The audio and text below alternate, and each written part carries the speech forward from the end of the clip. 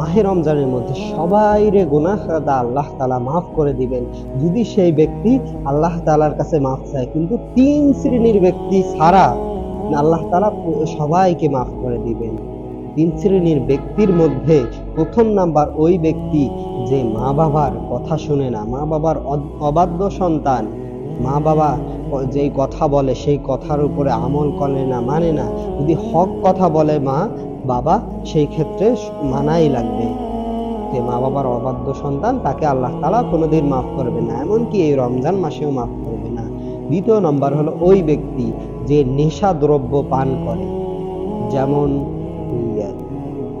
মদ, তারপরে গাঁজা, ইয়াবা, এরকম যত মদ আর কি নেশাদ্রব্য জিনিস আছে, যারা এগুলো পান করে তাদেরকে আল্লাহ তাআলা মাফ করবেন না কোনোদিন।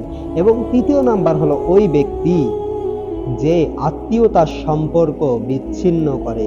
বর্তমান দেখা যাচ্ছে যে টাকা পয়সা, ধন সম্পত্তি, জায়গা জমির জন্য আত্মীয়তার সম্পর্ক মানুষ নষ্ট করে ফেলতেছে। শুধুমাত্র কিছু টাকা পয়সার জন্য একজন আরেকজনকে খুন পর্যন্ত করতেছে। তো সবাই আমরা এই 3 শ্রেণীর ব্যক্তি যেন আমরা না হই।